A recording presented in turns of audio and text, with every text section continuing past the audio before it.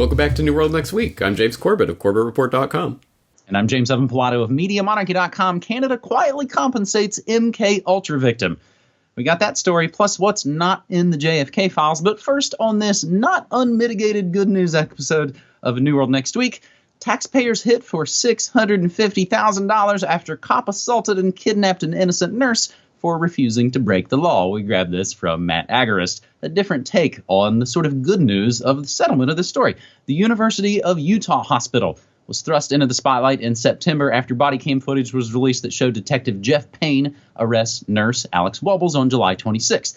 One of the most astonishing aspects of the encounter was that Wubbels did nothing wrong. She was defending the rights of an unconscious patient when police demanded a blood sample from him, and the fact that she told Payne no became probable cause for her arrest.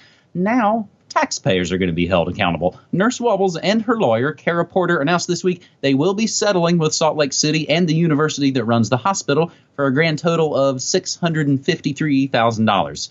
When Salt Lake City police claimed they changed their procedures for how police officers interact with medical professionals, it should be noted that a criminal investigation into Payne's actions was not issued until the video of the encounter went viral, as they say, a month after it happened, over a month after it happened.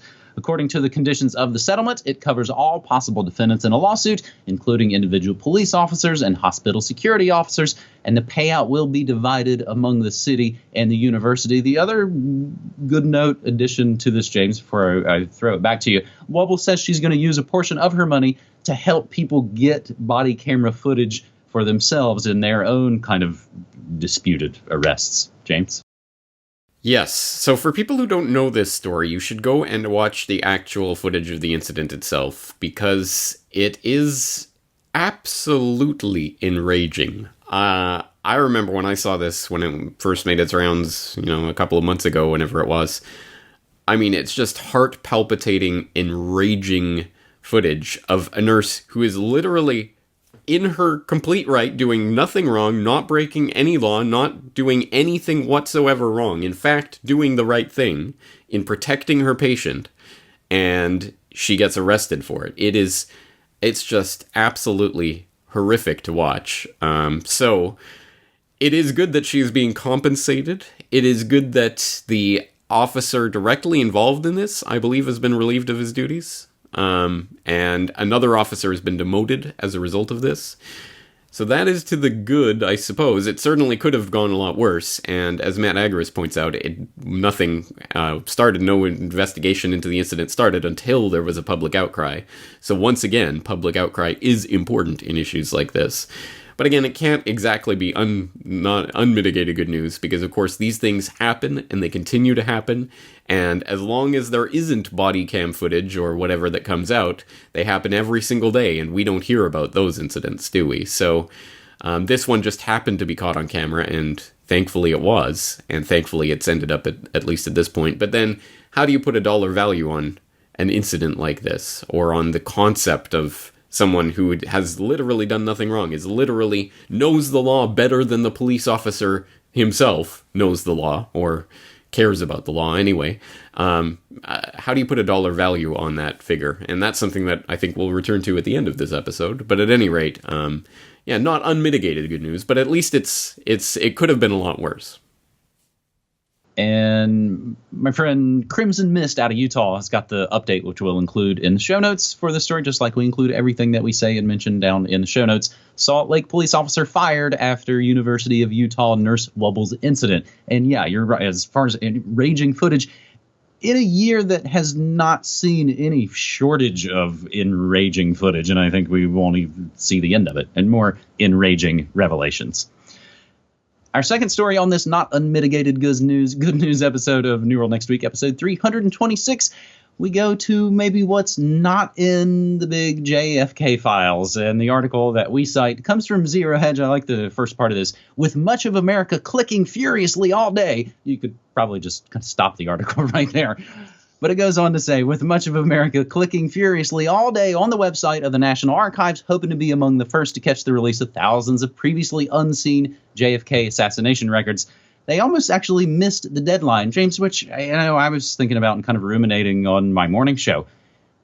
this came from the outcry of Oliver Stone's JFK film. At the end of the film, there's the title card that says, these records are going to be, held away forever. It caused a public outcry. That caused then President Clinton to write the JFK Records Act. Now, 25 years later, it's now playing out. And again, this is something I think that as you get older and you continue to pay attention, in some ways, these things get paid off, as it were, in life and in watching sort of the pop culture world. Caving to lobbying pressure by intelligence agencies, however, the Trump train announced he would not order the release of the full amount of records, instead following last-minute recommendations of his national security agencies that some of those records be redacted. During a call with reporters, White House officials explained that while some 2,800 JFK records would be released, the publication of the remaining had been postponed for another 180 days. So we'll wait and see what happens on this 180 days. One official said there's a mad scramble going on in the executive branch to get this done. So now, James, I was glad to see that you've launched a open source investigation over on Corbett Report, asking the musical question, what's in the JFK files? And what have you seen so far in your own open source investigation? There's been a few interesting things dug up, including one from an earlier release this year that was preparatory to this release. But let's go back to this Trump releasing, not releasing the records, what was released, what wasn't released. That's an important issue, and it's being obscured in the reporting on this. So I will direct people over to the Mary Farrell Foundation, which is one of the most important websites for JFK research, all sorts of documents. They have a post up, What Happened Thursday with the JFK Records, that reads, what happened on Thursday, October 26th with the JFK records scheduled for release under the JFK Records Act? A travesty. Most news reports correctly noted the release of about 2,800 documents, but added that only a few were held back, in some cases saying 300 documents remain withheld. They are off by a factor of 100. In fact, tens of thousands of documents, possibly as many as 30,000, remain sealed at the National Archives. If President Trump had gone golfing at Mar-a-Lago and done absolutely nothing on Thursday, the National Archives was set to release all the documents. See the relevant language in the ARRB final report.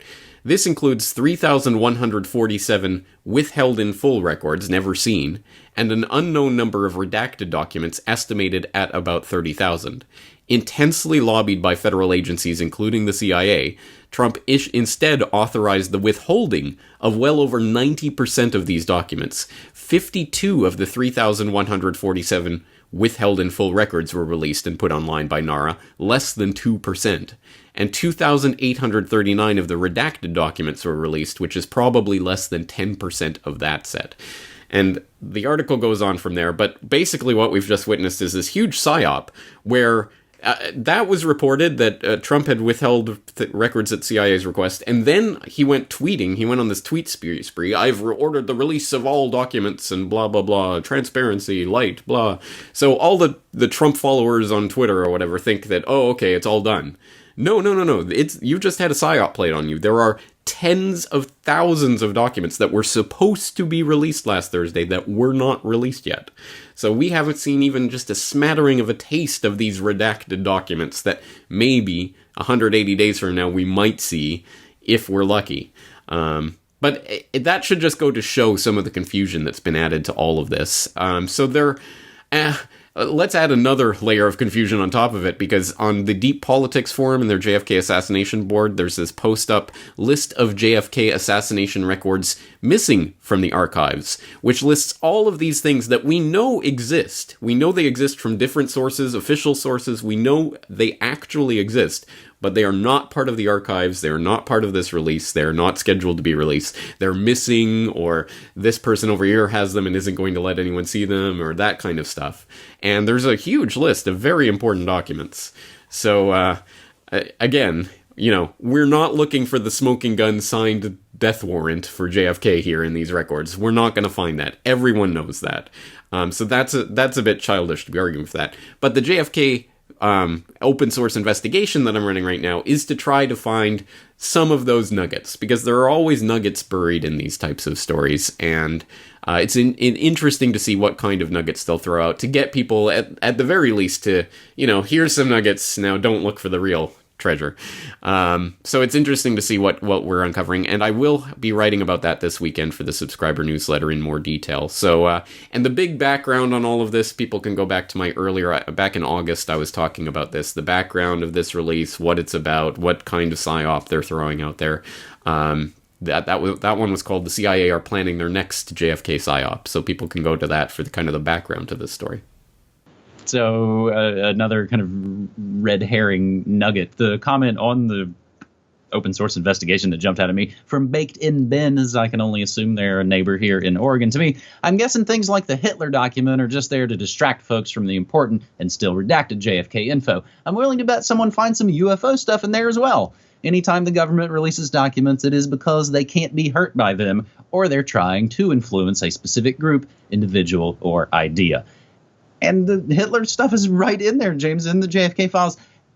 The part I realized is, I think I already talked about this on my morning show back in September. There's other previous batches of declassified CIA documents reveal Hitler survived World War II with an apparent picture to prove it. So these things, again, have already been seeded out in the pop culture, if you will.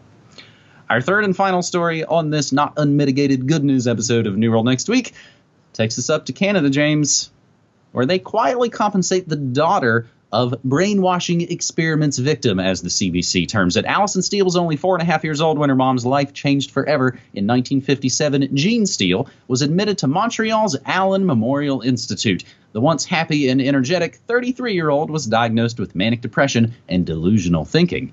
In the months that followed, Steele became the victim of CIA-funded brainwashing experiments conducted by Dr. Ewan Cameron. She was kept in a chemically induced sleep for weeks and subjected to rounds of electroshocks, experimental drugs, and tape-recorded messages played non-stop.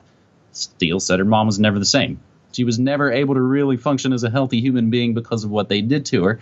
Now, 60 years after Cameron's experiments left her mother damaged for life, Allison Steele has finally won a measure of justice for her family. CBC News learned that the federal government quietly reached an out-of-court settlement with Steele earlier this year, paying her $100,000 in exchange for dropping the legal action she launched only in September of 2015.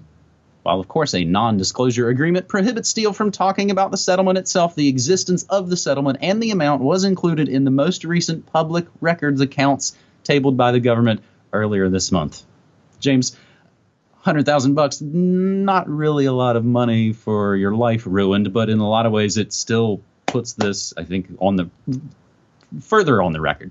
Yes, and this is, I think, what I was referring to earlier when I said, how do you put a dollar figure on injustice? I mean, as enraging as the Alex Wubbels video is, can you imagine if we had video of the weeks and weeks of torture that they put Steele through?